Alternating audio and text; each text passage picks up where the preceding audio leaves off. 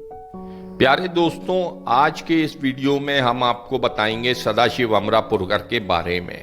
सदाशिव अमरापुरकर का जन्म 11 मई 1950 को हुआ था। माता पिता ने इनका नाम रखा था गणेश कुमार। गणेश कुमार से ये सदाशिव अमरापुरकर कैसे बने, ये कहानी भी आपको आगे पता चलेगी। सदाशिव का जन्म महाराष्ट्र के अहमदनगर शहर के बिल्कुल पास मौजूद अमरापुर गांव में हुआ था। इनके घर के लोग व इनके दोस्त इन्हें तात्या कहा करते थे। स्कूल के दिनों में सदाशिव को क्रिकेट खेलने का बहुत शौक था। क्रिकेट से इन्हें इतना लगाव था कि ये क्रिकेटर बनने के ख्वाब भी देखते थे। हालांकि स्कूल में होने वाले नाटकों में भी ये कभी कभार भाग ले लिया करते थे, पर उस वक्त किसे अंदाजा था कि भविष्य में इन्हें एक्टिंग ही करनी है। स्कूल के बाद जब इन्होंने अहमदनगर कॉलेज में दाखिला लिया तो वहां के स्पोर्ट्स टीचर इस बात से खुश थे कि उनके कॉलेज में एक ऐसे लड़के ने दाखिला लिया है जो बढ़िया बैटिंग करता है और धारदार लेग स्पिन भी करता है। क्योंकि अहमदनगर कॉलेज में ही हर साल एक नाटक कंपटीशन का आयोजन भी किया जाता था, तो सदाशिव ने उसमें भी हिस्सा लिया। कॉलेज में होने वाले उस नाटक कंपटीशन में स्टूडेंट्स को ही नाटक लिखना और डायरेक्ट करना होता था। साथ ही एक्टिंग भी स्टूडेंट्स को खुद ही करनी होती थी। कॉलेज के उस नाटक में सदाशिव को एक कातिल का किरदार मिला था और इन्होंने वो किरदार इतने बढ़िया तरीके से निभाया कि इन्हें उस किरदार के लिए अवार्ड भी मिल गया। बस यहीं से गणेश कुमार उर्फ सदाशिव अमरापुरकर की जिंदगी बदल गई। पहले ही नाटक में अवार्ड मिलने के बाद सदाशिव को थिएटर में रुचि जाग गई। अब उनका ध्यान क्रिकेट से हटकर पूरी तरह थिएटर पर आ गया। कॉलेज में इन्होंने ढेरों नाटकों में काम किया। अहमदनगर कॉलेज से ग्रेजुएशन करने के बाद ये पूना यूनिवर्सिटी गए और वहां से इन्होंने एमए इन हिस्ट्री व एमए इन सोशियोलॉजी की। साथ ही साथ नाटकों में भी वे एक्टिव रहे। वे न केवल नाटकों में एक्टिंग करते थे बल्कि डायरेक्शन भी किया करते थे। अब तक इन्होंने अपना नाम गणेश से बदलकर सदाशिव रख लिया और साथ ही अपने गांव अमरापुर को भी अपने नाम संग जोड़ लिया। इस तरह गणेश कुमार बन गए सदाशिव अमरापुरकर। अब तक इन्हें एहसास हो चुका था कि ये सिर्फ थिएटर के लिए ही पैदा हुए हैं। हालांकि इनके घर वाले और खास तौर पर इनके पिता थिएटर को लेकर इनके जुनून से बेहद परेशान थे। उन्हें फिक्र थी कि उनका बेटा शादीशुदा है और पिता भी बन चुका है, लेकिन उसे काम धंधे की कोई फिक्र नहीं है। इनके पिता ने इन्हें खूब समझाया, डांटा भी।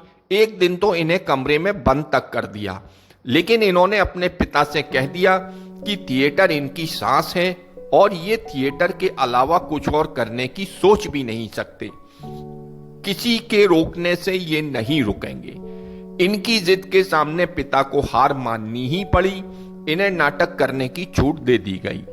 क्योंकि इनकी पत्नी LIC में नौकरी करती थी तो घर चलाने की टेंशन इन्हें थी ही नहीं। धीरे धीरे महाराष्ट्र में थिएटर जगत में इनका नाम होने लगा। इन्होंने महाराष्ट्र थिएटर प्रतियोगिता में भी कई अवार्ड जीते। ख्याति मिली तो इनके पास प्रोफेशनल थिएटर के ऑफर्स भी आने लगे। इस तरह प्रोफेशनल थिएटर का हिस्सा बनने के लिए सदाशिव मुंबई आ गए। प्रोफेशनल थिएटर से होने वाली कमाई से मुंबई में ये आराम से अपना खर्चा उठाने लगे। मुंबई में ये महान नाटककार विजय तेंदुलकर के नाटक कन्यादान में काम कर रहे थे। अपनी एक्टिंग स्किल से ये विजय तेंदुलकर का दिल कब का जीत चुके थे। एक दिन विजय तेंदुलकर ने इनसे कहा कि मैंने अर्धनृत्य नाम से एक फिल्म की स्क्रिप्ट लिखी है, उसमें एक किरदार है जिसे मैं आपसे कराना चाहता हूं। सदाशिव ने उनसे कहा कि मैं आपको कैसे मना कर सकता हूं। इस तरह साल 1983 में सदाशिव अमरापुरकर ने फिल्म अर्धसत्य से अपने फिल्मी करियर का आगाज कर लिया। अर्धसत्य में इनके किरदार का नाम रामा शेट्टी था। रामा शेट्टी का वो छोटा सा किरदार बहुत ज्यादा लोकप्रिय हुआ। पहली ही फिल्मी किरदार के लिए सदाशिव अमरापुरकर को सर्वश्रेष्ठ सहायक अभिनेता के खिताब से नवाजा गया। इस फिल्म के बाद सदाशिव के पास ऑफर्स की झड़ी लग गई। फिर इन्होंने कभी पीछे मुड़कर नहीं देखा। फिल्मों के साथ साथ सदाशिव ने टीवी पर भी कुछ बेहद दमदार किरदार जिए। 80 के दशक में दूरदर्शन पर प्रसारित हुए शो राज से स्वराज तक में इन्होंने लोकमान्य तिलक का किरदार निभाया था, जबकि पंडित जवाहरलाल नेहरू की किताब डिस्कवरी ऑफ इंडिया पर बनाई गई श्याम बेनेगल की सीरीज भारत एक खोज में इन्होंने महात्मा फुले का किरदार निभाया था। बात अगर फिल्मों की करें तो सदाशिव अमरापुरकर ने 300 से भी ज्यादा छोटी व बड़ी हिंदी, मराठी व अन्य भारतीय भाषाओं की फिल्मों में काम किया था। इनके निभाए कई किरदार बेहद चर्चित हुए, मगर साल 1991 में रिलीज हुई महेश भट्ट की सड़क में इनका निभाया महारानी का किरदार कभी नहीं भुलाया जा सकेगा। सदाशिव अमरापुरकर ने महारानी का ये किरदार इतने सशक्त अंदाज में निभाया था कि फिल्म फेयर ने भी इस फिल्म के बाद अपनी अवार्ड कैटेगरी में best actor in a villainous role को भी शुमार किया, और ये पहला अवार्ड भी सदाशिव अमरापुरकर को महारानी के रोल के लिए दिया गया था।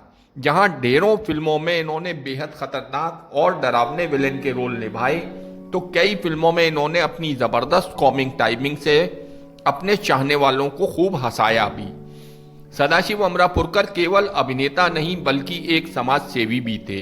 दिग्गज एक्टर श्रीराम लागू संग मिलकर इन्होंने समाज सेवा के कई शानदार काम किए थे। अपने पुण्य कार्यों के लिए ये अपनी जान पहचान के लोगों से फंड जुटाते और उस फंड को जरूरतमंदों तक पहुंचाते। समाज के प्रति अपनी जिम्मेदारियों को सदाशिव अमरापुरकर बखूबी समझते थे, लेकिन एक दफा इसी समाज के कुछ लोगों ने उनके साथ एक ऐसा शर्मसार करने वाला बर्ताव किया जिसे जानकर हर कोई दुखी हो गया। साल 2013 के दौरान जब महाराष्ट्र के कई इलाके भयंकर सूखे की चपेट में थे और हर कोई बेहद परेशान था, तो स्थानीय प्रशासन और पुलिस लोगों से अपील कर रही थी कि पानी की बर्बादी ना करें और पानी बचाकर इस्तेमाल करें। इसी दौरान होली के मौके पर सदाशिव अमरापुरकर जी के पास वाली सोसाइटी में कुछ नौजवान लड़के लड़कियां पानी की बर्बादी करने में मशगूल थे। उन लोगों को जब पूरा दिन पानी बर्बाद करते हुए हो गया तो सदाशिव जी से ना रहा गया। वो शाम के वक्त उन्हें समझाने और पानी की कीमत बताने के लिए चले गए, लेकिन नशे में धुत कुछ लड़कों ने इनके साथ अभद्रता करनी शुरू कर दी, यहां तक कि इन पर हाथ भी उठा दिया। हालांकि बाद में पुलिस ने आकर बीच बचाव करा दिया था। कैरियर के आखिरी दिनों में सदाशिव अमरापुरकर की तबीयत खराब रहने लगी थी, इसीलिए धीरे धीरे इन्होंने खुद को फिल्मों से दूर कर लिया। पर क्योंकि थिएटर से इन्हें बेपनाह मोहब्बत थी तो इन्होंने थिएटर करना नहीं छोड़ा।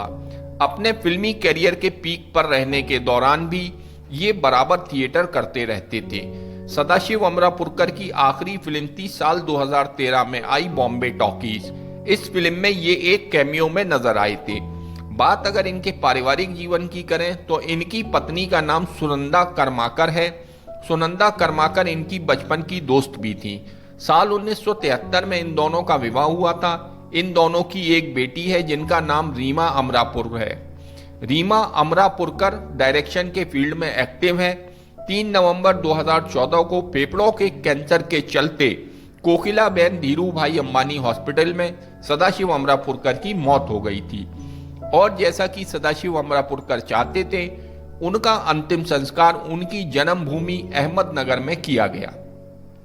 फिल्म इंडस्ट्री के लगभग हर बड़े स्टार के साथ सिल्वर स्क्रीन शेयर कर चुके सदाशिव अमरापुरकर की अंतिम यात्रा में बॉलीवुड से सिर्फ अभिनेता रजा मुराद और डायरेक्टर गोविंद निहलानी ही शामिल हुए थे।